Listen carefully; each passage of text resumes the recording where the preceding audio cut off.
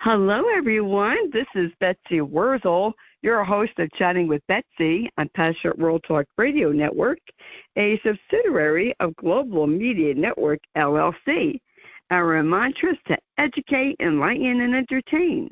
The views of the guest may not represent those of the host of the station. Folks, I'm excited as always when I do my show. Today I have with me Caroline Kennedy, and no, not that Caroline Kennedy, the Kennedy family, the famous Kennedy family. This is Caroline Kennedy. She is a holistic healer, counselor. She's a speaker. She's author and writer of It's Time to Realize Light as the Cellular Structure of Your Body, and also the book, The Real Cause of Suffering, Mental Health Crisis Globally. She also is in the process of establishing a nonprofit collective community of healing grace. And I want to welcome Caroline Kennedy to Chatting with Betsy. Welcome, Caroline. Thank you very much for inviting me to speak on your show, my dear Betsy. I really am gracious for this. I appreciate your beautiful countenance as you share with others in this realm of radio. It is a beautiful thing to do, to be able to share so delightfully what we do. As a holistic healer, I'm guided to become more easy with myself, to speak with graciousness, to allow myself to be content where I am, to allow myself to know that in divine there is presence, in divine there is grace, in divine there is protection. We allow this space to be healing space for those who are listening. We allow ourselves to be gracious. We give thanks for this program. We give thanks for all the listeners. We give thanks for the blessings in life. We give thanks for grace and purpose. We give thanks for you, Betsy, and for all that you're doing. We give thanks. Oh, thank you. That is so sweet, Caroline. I'm so grateful and blessed to be able to have a platform to give people a voice to be heard. I know when I wanted to be heard, I wanted someone to interview me to share my story, well, actually my husband's story, or our story. Nobody would really, I couldn't get an interview until Jeannie White, who is the station manager now, saw me, one of my videos, and interviewed me. And I'm so thankful for Lillian Caldwell, who's CEO of Passionate World Talk Radio Network, who started this internet radio station because nobody would give her a chance. And she believes in giving people a chance to be heard. So that is excellent. Yes, so I'm so grateful to be working with two wonderful women mentors. And if anyone out there listening, if you want to be a host on Chatting with Betsy, just go on PassionatedWorldTalkRadioNetwork.com and contact Lillian Caldwell because they're looking for a host. And I'm really grateful. I really am. And I can be a host sometimes. I can definitely be a host sometimes. I'm volunteering for that. Oh, well, that you'd have to discuss with Lillian and then Jeannie. Excuse me. But it's great to have you on. I know you're into mental health. And actually, this is May. It's still May. And I can't believe how fast May is going by. And May is Mental Health Awareness Month. So exactly it's great. Yeah, so it's a great time to have you on. I just want to give a shout out to the people, in the U.S. If you are in crisis, please call 988. This is for U.S. I'm not sure about Puerto Rico, but I know in the U.S. Also, I want the audience to know it's okay not to be okay. Sometimes we struggle. Sometimes we get depressed. Sometimes we get sad. Please consult your primary care physician in your area for mental health care referrals and references. Caroline, your book, the title of your book really is striking to me, the real cause of suffering, a mental health crisis globally. How did you come up with that title? I went through a little bit of that crisis myself, and I've recovered from it. So it is what people are suffering from. A lot of people are going through different challenges, and they don't know how to recuperate in a very soft way. So sometimes softness is needed. When people feel anxiety, sometimes softness is needed. People need to feel that there are others who can help them. People need to feel that they are protected, that the others can help them. When they call for healing, they need to know that there's someone like us who can listen, who can understand with a listening and a discerning ear and provide answers. We provide answers, but we provide solutions as well. Sometimes the solutions that we provide is only a need for a listening ear. Sometimes people just want to be understood. When people feel misunderstood, that is why they feel anxious. If there are others who can understand when we speak, that is how we get answers. I agree. You know what, Caroline, you said something so important right now. People want to be heard. They want to be understood. That's a golden nugget right there. How true is that? That is what it is. That is true. That is so true. That is very, very true. And it's very frustrating when you are not being heard and you're not being understood. I know that from personal experience. That is true, my dear Betsy. That is true. Yeah. When people are facing challenges in life, when people are facing challenges, they would like a solution to the challenge. They would like a fix. They would like solutions where they can be navigating their life with grace and ease. They want to be navigating their life with ease and grace. Sometimes the answers do not always come easy, you know, Betsy. Sometimes the answers take a while. In the divine grace that I hold, answers come sometimes immediately. Sometimes answers takes a day or two, but answers are always there. Sometimes we're flowing with abundance and grace and ease, but then sometimes there's a little peck or there's a little challenge that needs to soften. Sometimes the words that we speak can soften. Our words are powerful, you know, Betsy. Every single word that we vocalize is very, very powerful. We have grace, we have ease, we have authenticity. In the divine, there is authenticity, there is purity. But we cannot always flow like that. As a human being on earth, we cannot always flow with ease and grace because there are things that come to us, but we come back to a place of peace. We come back to a place where there's graciousness. We allow that to be the voice that is healing, the voice that heals knows. And when we're easing suffering, we know what it feels like to suffer. And we can speak in that voice, but then we release that and we go back to ease and grace. We go back to protection. We go back to the love that is there. There is love, and love is always the answer. Love is always the key. Everyone is looking to be accepted. Everyone is looking for love, and that is usually the answer. To love unconditionally, to be a beacon of hope, to be a beacon of light for others. Oh, Caroline, if you were in front of me right now, I would be hugging you, girl. That is so true. And I always say, like when my husband was going through his Alzheimer's journey, and I would tell people, love wins. Love does not go away. Betsy. Love always wins. The vibration of love is so potent. It is so full of the direct thing that we need. Just the word love, to hold on to it, that's what separates us from things that cause us to feel anxiousness. Love is the key. Love is the answer. Absolutely. This is my philosophy, folks, okay? This is what I think. I truly believe that God made hearing the last sense to leave us so we could hear our loved ones tell us they love us when we are dying. So we know that someone is there. That is true. We have to hear. We have to Yes. know that there is love. We have to know that there is love. We have to know.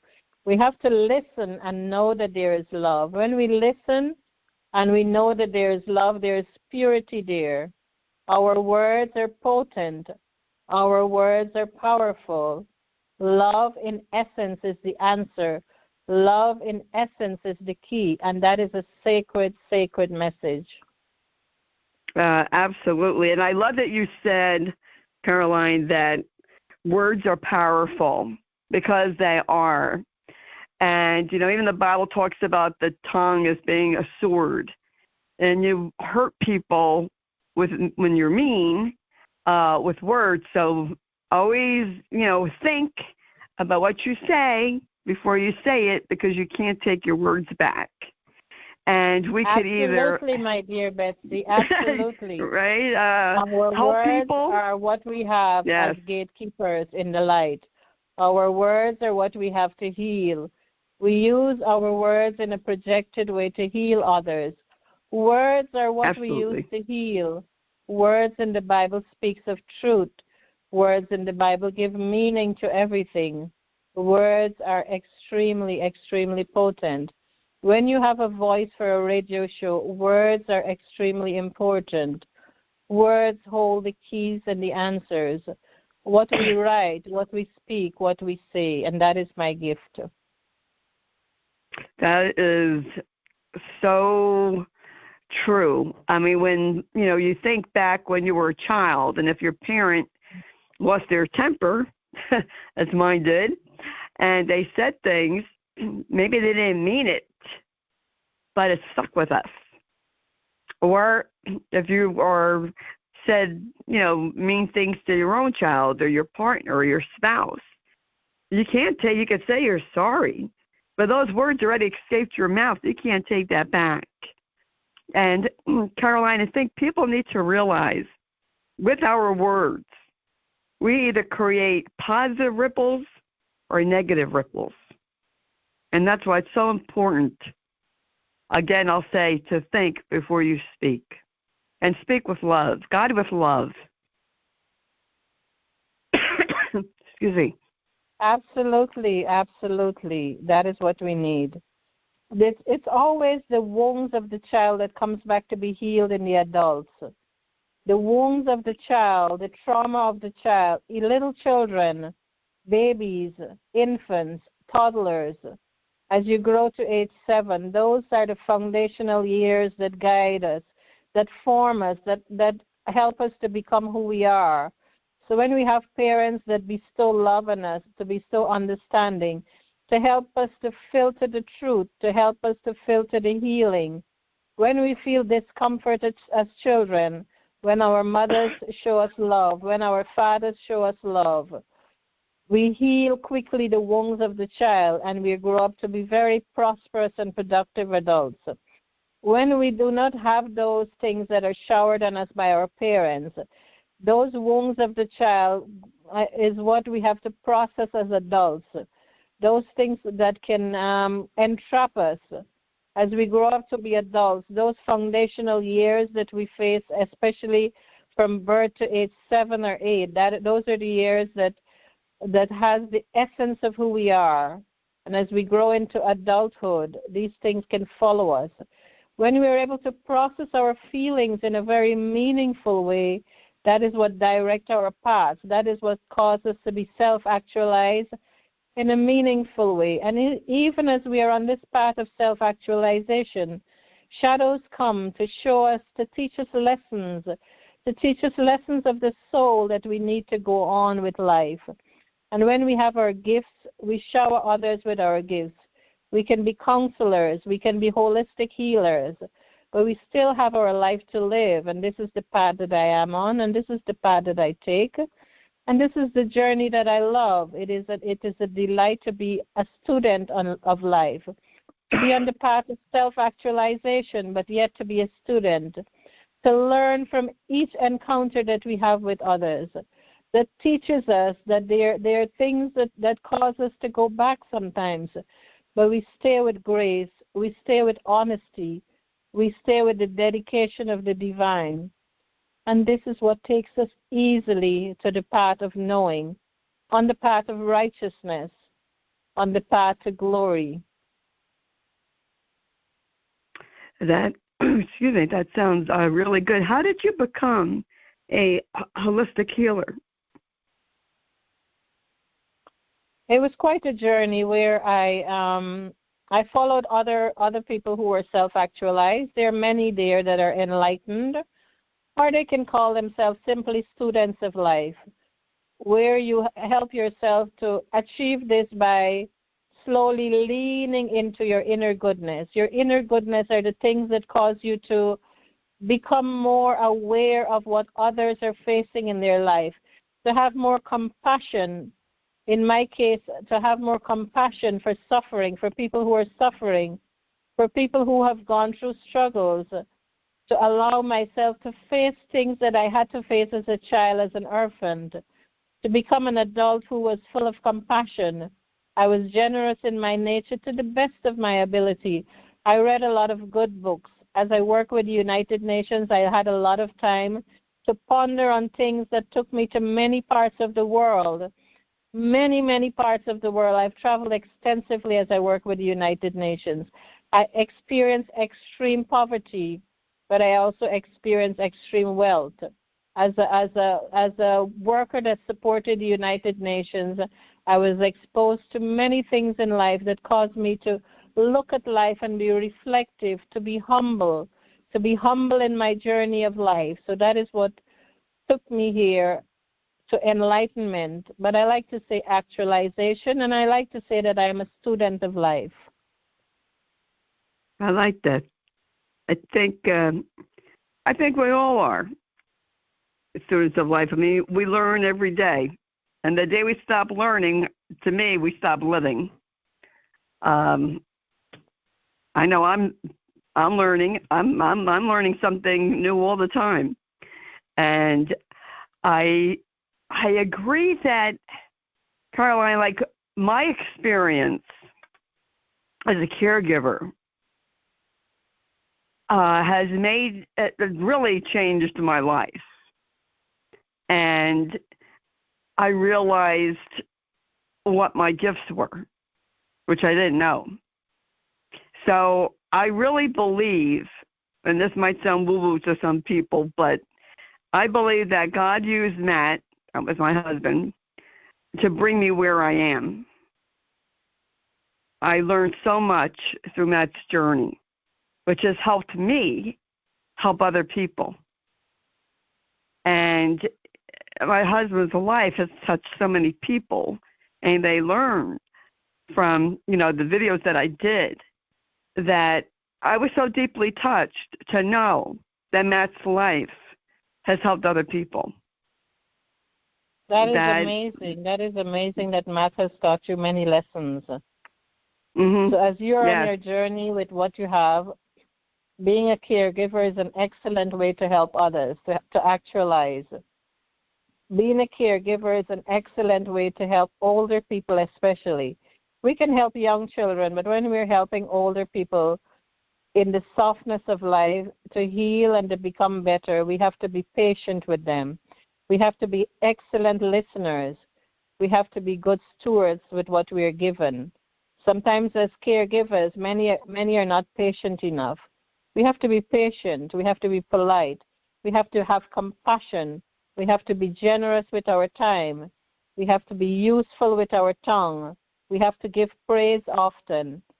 We have to speak soft and gentle with others. We have to be patient with them in their suffering. Oh, absolutely. And, it took me a long time for this to sink into my head and Matt's journey, but he would feed off of whatever energy I was showing. So if I was anxious, he became anxious. And it took me a long time to realize that. And I got to thinking, you know what, I really have to change my energy. I can't have this anxious because it's making that anxious. I have to be more calm. These are really just vibrational patterns in our life. Yes. Anxiousness is just a vibrational pattern in our life that comes sometimes It settles there. But when we recognize anxiousness as just a vibrational pattern, we can release it immediately because we say, that is not me. I'm not anxious. I can see that as anxiousness, but that is not me. At the core of my being, I'm peace. I'm gentle. I'm whole. I am not anxiousness. I recognize what anxiousness is. It is just a feel. It's just a vibrational pattern that comes sometimes. And as a gifted and holistic healer, I can recognize patterns. I see them. I see patterns when they come, and I release them immediately because I know that that is not me. It's a pattern that comes, and it releases itself immediately. So in my journey, I've written 6 books. I've published 6 books. In my journey, the first book that I published was Emerging to the Light. It is the book that I called, I'm not sure if I share that book with you. It is called Walking Away from Pain and Emerging to the Light. It is me walking away from the painful shadows that I had to face as I became more actualized in my own endeavor. It is me walking away from the difficult challenges, that the patterns that come to us with anxiety, with feelings of shame, with feelings of guilt. Those are patterns that come to us sometimes when we don't recognize these patterns. We allow them to unfold too long with our bodies, but we don't have to stick with those patterns. We know that those are patterns from the lineage that we come from. When we come from patterns of lineage that had too many patterns that were negating our life force, we can go back and say, that is not me. I recognize my peace. I recognize my place in this world as a place that holds peace, as a place that holds forgiveness, as a place that is gracious. When I recognize patterns that are not me, I do not encounter myself for a long time. I release them. With others, as I see them, I'm able to see the aura. I'm able to see the field. I'm able to clear the field. So that is my gift. That is my gift as one who is a holistic healer. I'm able to clear the pathway for others. I'm able to hold the space and clear the pathway. I'm able to distinguish myself as someone who can recognize patterns. They come in shapes. They come in colors. They come as vibrational fields. And then I clear the pathway. I release it. I release it. I release it right now. Any passage of time with Betsy that I speak about, I release any pathway that is not clear. I release it now, gently, gently, gently. I release that. I release that. I release that. And now I get back to grace, and I get back to graciousness, and I allow dear Betsy to ask another question. I'm interested in, you worked for the UN, United Nations. What did you do, Caroline? I served as a communication specialist. Oh, that's interesting. So you must have traveled extensively. Yeah, I traveled extensively, globally. I traveled to about 56 countries. I worked in many places. I worked throughout Africa. I worked in Africa. I worked in East Africa and the Sudan. I worked in Southern Africa in Zambia. I worked in Western Africa in Sierra Leone. But I traveled extensively around Africa while I was there. Some of it was for work, and some of it was just to see the place. I also worked in Asia. I lived in India. I lived in Nepal. I lived in East Timor, and these are places that I worked. I also worked in Bangladesh, and these are places that I work, and I live with United Nations, and also for different things. But I also traveled a lot in Asia as well. Wow, that sounds very interesting. I worked in South America. I worked in Central America. I lived and worked different places in the Caribbean. Wow, that sounds like a very interesting job. I'm sure you learned so much about all these different cultures and people. I had to in my work. I had to learn about the culture. I had to learn about the politics because my work was communications, but it was also related to governance, good governance. That is, yes, good to know because I know there was a lot of unrest in Africa at different times with the different political. I also worked in Iraq. Iraq was Iraq was pretty much a war zone when I was there, but the war zone, it was easing. But I did work for 6 months in Iraq as well. So I understand the complex nature of life, and I understand how difficult it is to work in places where there was war and then there was ease, and then to go there to help to support the people there, to provide a voice for them, to speak as a voice for the United Nations, but then to speak for people, and to work with government agencies and those that were working for peace. So I understand some of the things in the global field, what is happening. I understand the national context. I understand bilateral relations, and I understand many things that has to do with international law and international relations. I understand what it is to work in election field where there's heightened tension. I understand how people survive, how people live and survive in places like that. That's wow. You live a very interesting, I would say, exciting life.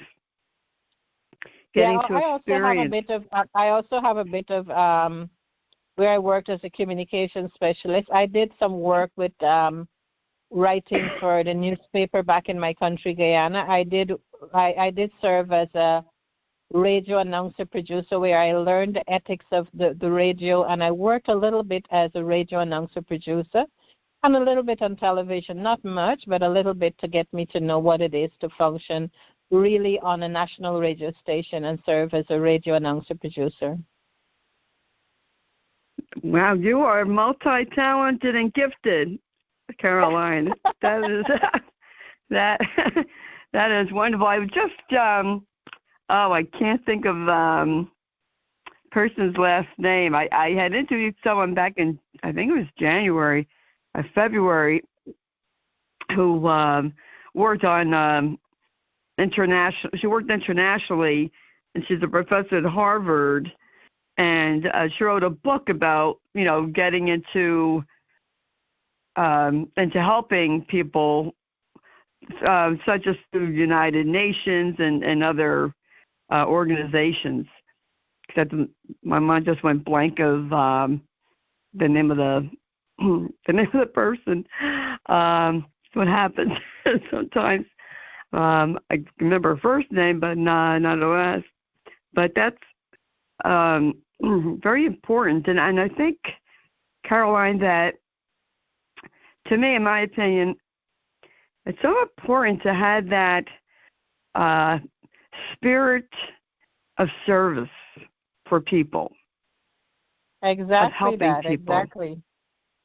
You have to be humble in your service. You have to be humble in your service when you're serving in the United Nations, because it's a job of prestige, and you have a lot of good things happening to you because you're able to travel and move freely. You're able to go to countries and stay in nice places, but then you have to live with those people who are suffering as well. And in your job, you get to have nice offices, but then you go in the field and you see the suffering of people. So there's a dichotomy there. You're serving, but you're serving with United Nations as an ambassador for peace. As a United Nations staff, you're an ambassador for peace. You're holding this space for peace and generosity and goodness, because it's always providing support for the people in the countries you're serving. So you have to weigh in the balance to say, how much can I give? How much compassion can I give to these people that I'm serving? At the highest level and then at the lowest level again. There are different stratas in society, but we release that because you're able to speak with officials from the government, you're able to speak with NGOs, you're able to speak with the local staff, and then you're able to speak with the people who are suffering on the ground, the people that you're there to serve. Do you find, Caroline, that in today's world compassion is missing? It's not like it used to be. Do you find people are less compassionate? Yes, because the systems in our societies are not geared towards having more compassion for people. It is geared towards making money. It is geared towards just making money and being in a space of comparative analysis where I am better than you, so I should be striving just to be better than you and to look down on you. But it more compassion means we do not try to compare, but we say that we are equal. Let us be equal. Let us show compassion. If someone is struggling, let us show compassion. Why is this person displaying such a behavior? How can I help this person to become a better human being? How can I transfer what I'm feeling, a feeling of love, a feeling of unconditional love, and show compassion? And that would be reflected right back at you as you show it. Yeah, that is definitely agree with that. I think sometimes we have lost our humanity and love and care for each other. And, I am a child of the, 60s and 70s. I grew up then. And, I still believe today at my age that, I do believe in peace, love, and brotherhood. And I do believe that we all want the same things. We all want to live in safety. We all want to be loved and accepted and treated with respect and dignity. And it's like, if we all want that, then why don't we all do it? Yeah, the technology that we have is like a double-edged sword.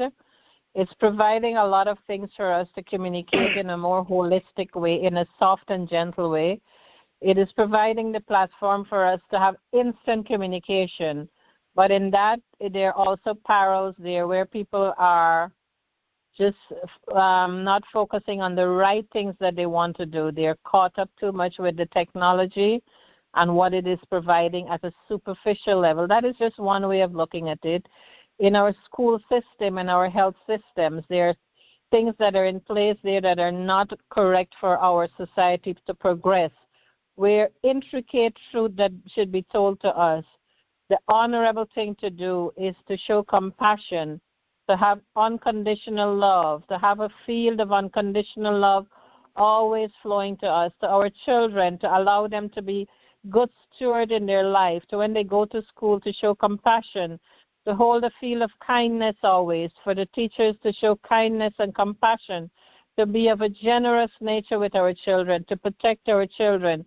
What is taught in the schools? How much of it is real truth? What can we do to eliminate things that are not said in the truthful way? How can we heal these broken pieces of ourselves? How can we protect the family? The family is integral to society. How can we protect our families? How can we protect our families? Families are not by the way. It is the family that holds the systems in place. Nurturing families in a protective way, have the husband and the wife and the children as a support to the family system. Societies are built on that same foundation of the family. That is what we should speak about. Not having too many fractured families, but having families that are blossoming well. Families should live in spaces that are healing. There should be more healing spaces around. There should be more nurturing spaces around. There should be more natural spaces around for us to live in. Yes, and I feel, too, Caroline, that in today's world, we're connection and we're more connected, easily connected to each other. We're also very disconnected with each other. And, people go out, you see people go out to eat, they're out with their children. They're not even paying attention to the people they're with. They're on their phone. And they're just so disconnected. So that is in the moment. Nature what the phone is offering. The phone can be an instrument that is used for peace, for understanding, for giving, for loving, for sharing. But it is the likes, the people are looking for likes. They're looking for to present the shadow side of who they are. They don't present the real side of who they are.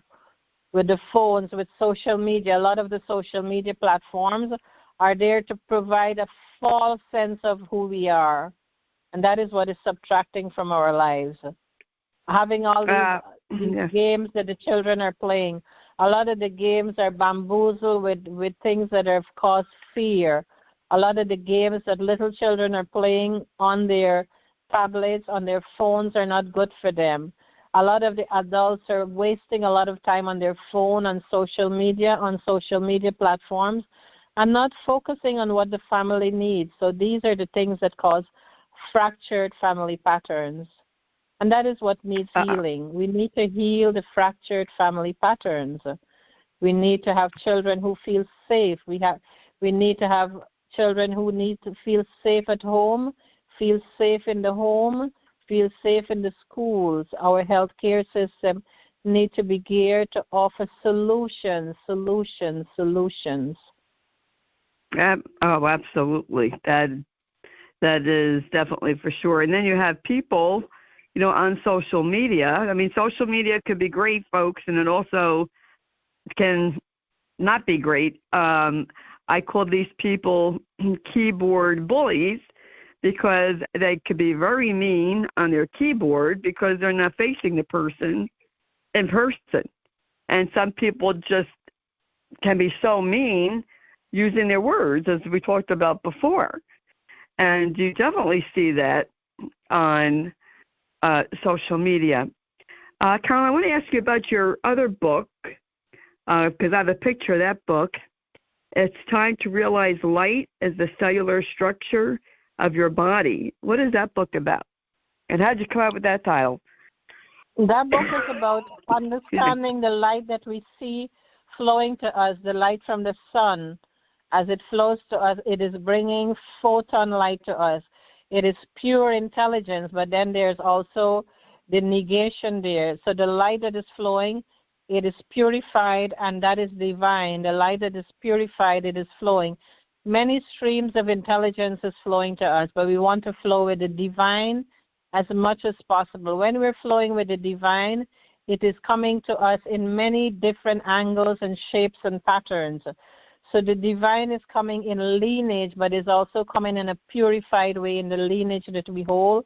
From ancient times to now, the divine is purifying. It's flowing with its ebb and flow. It's coming always coming to us. It's flowing, bringing goodness, bringing hope, bringing living waters of kindness, refreshing our bodies, refreshing our souls, refreshing our minds.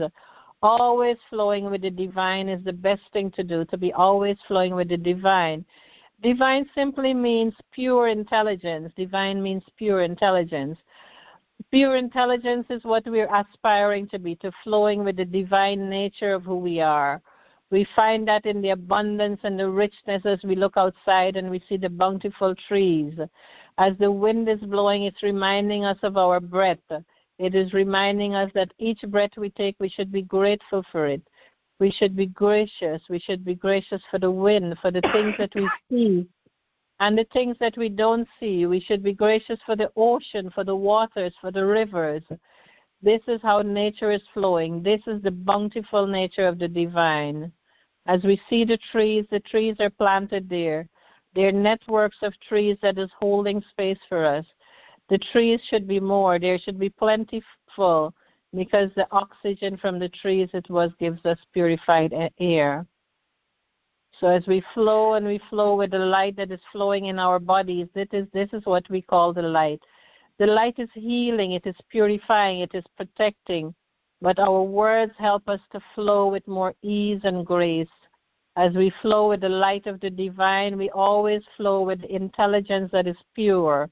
And that is what the book is all about, realizing that light as the cellular structure of the body is part of it, but there is much more to it. And when you read the book, you would understand that it is flowing in time and space with ease and grace. With ease and grace it is flowing. That sounds beautiful. Speaking of breeze, today we have a nice breeze here in New Jersey. And, of course, I've seen, trees sway in the breeze.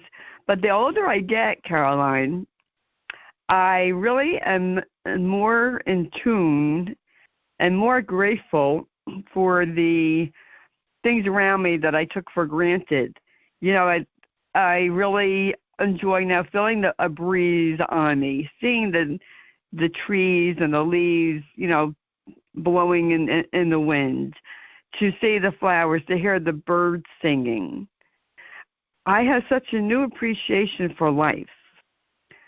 at the age of 67 than I ever had before, because I realized, wonderful. When we look at the beautiful birds and we listen to the bird songs, the bird songs are bringing us hope. The birds should be given the space to live with ease. A lot of us, we're taking up some of the space that the bird live in. But the birds like to be in the trees. The birds like to flow. They bring beautiful songs for us in the mornings and during the daytime. And during the summertime, they're there cheering us on, bringing beautiful songs. If we pay attention to the birds, we can learn a lot. We really can learn a lot. Yeah, I love to hear them chirping to each other, kind of communicating to each other. And, I never really fully appreciated that before until recently. And, folks, life is short and life is precious. And I wish it didn't take me until I was in my 60s to realize that. But it's never too late. And just, if I could just encourage people to take the time to listen to the birds sing, smell a rose. They say take time to smell the flowers, something like that. It's so important. And put your phones away and pay attention and live in the moment with whoever you are with. The best gifts we could give someone. True, my dear Betsy. Sometimes you really have to turn the phone off. Turn the phone off and pay attention to the person we're with. Have compassion. Have love. Use the time wisely. Have our meals without the phone. Have our meals without the television projecting negativity. The negativity that is coming through on the television and with the news programs is very, very bad for us. Constantly listening to the news is very, very negating to our life force. So we have to be careful with the choices that we make, with the hours that we have in the day. How do we choose to spend our time? What do we choose to listen to? Because words have vibration. They're beautiful things that we can listen to nurture our souls, to nurture our bodies, to have our minds project beautiful positivity. But we have the choice. We have the choice on what we do, what we choose to look at. What we choose to listen to. And that makes a difference. That makes all the difference in the world, my dear Betsy. Oh, I agree. I agree 100%, Caroline, because, if you fill your mind with negative, that's what you're going to spew out. It took me a long time to learn that, too. But, the best gifts we could give someone, other than love, is time, our attention. That is true. That is true, my dear Betsy. That is true. When we give time, we give it in a gracious way. We give it without begrudging them that I'm giving you an hour or 2 hours of my time. We listen keenly. We listen with understanding when we give time. We support as much as we can. If we're offering food, we give our best of it. If we are offering time, if we are offering coffee or just some cookies, we give the best of it. Even if it's just listening to them speak, we give the best of it, and we offer support as best as we can. We allow our minds to be attuned to what the divine is offering, and that is how we get to pure intelligence. That is how we allow ourselves to flow with ease and with grace. We always want to flow with ease and grace. We always want to be gracious. We always want to have the loving divine presence around us. That causes us to flow and cause our bodies to heal naturally. We don't feel fatigue. We don't feel anxious. We feel ease and grace with others. I like that. I like that a lot. Caroline, where can people get in touch with you for your services that you offer? The simple phone call they can get. My website is still being attuned. It's there, but I have to get some attunement to it. So right now you can reach me on my number, 302-250-0596. I have a LinkedIn presence. I have a Facebook presence. So these are spaces that I hold in the name Caroline Kennedy. In other spaces that I hold, I usually have one-on-one and sometimes group healing that I do. But I would have sessions from time to time, and I would have sometimes events where I project myself on social media and do healing. My books are available on Amazon in the name of Caroline Ann Kennedy. And the 6 books that I wrote are there, and they're also on Barnes & Nobles, Kobo, Rakuten, and they're on Google Books. Some of my books are offered free of charge. You just have to download it if you have Kindle. But I would be doing some complimentaries where I'll be giving away like 500 copies of some of the books where you can just download it and you'll be able to read them. That would be coming up soon. For people who are interested in reading, the books are all electronic. You can have hard copies and soft copies. But I will be offering complimentary where I can give away like 500 electronic copies where you can download the books for free and read them. My books are very, very, very, very profound in the way they're written. They're flowing with ease and grace in the divine. That means they're flowing with aptitude of what is needed now. The book that I wrote, the Essence of Time in Resonance with Mother Earth, speaks about the ocean, how our oceans need to be protected, how our earth needs to be protected. Lots of things that are happening on the earth today.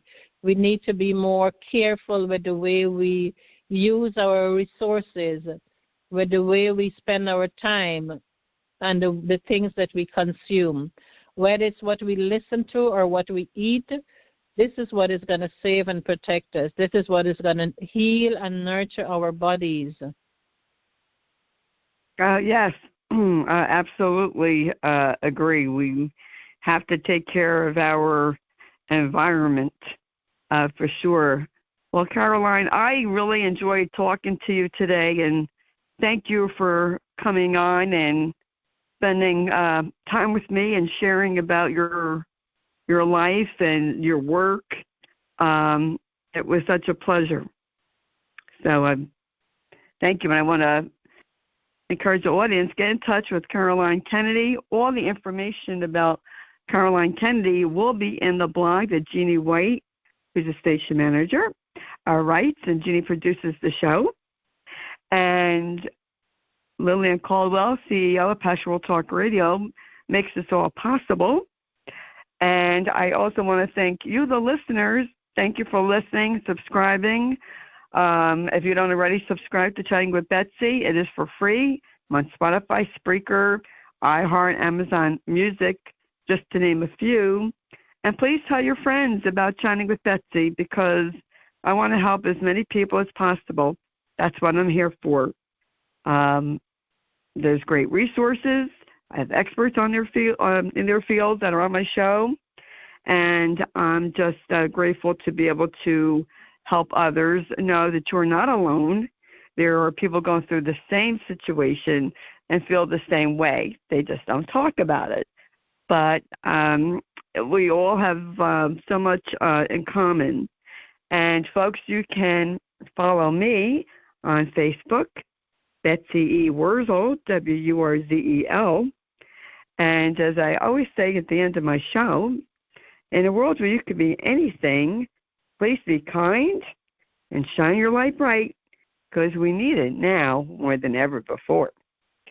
And that's the show for today, folks. Thank you for listening. This is Betsy Wurzel, your host of Chatting with Betsy on Passionate World Talk Radio Network, a subsidiary of Global Media Network, LLC. Bye-bye now.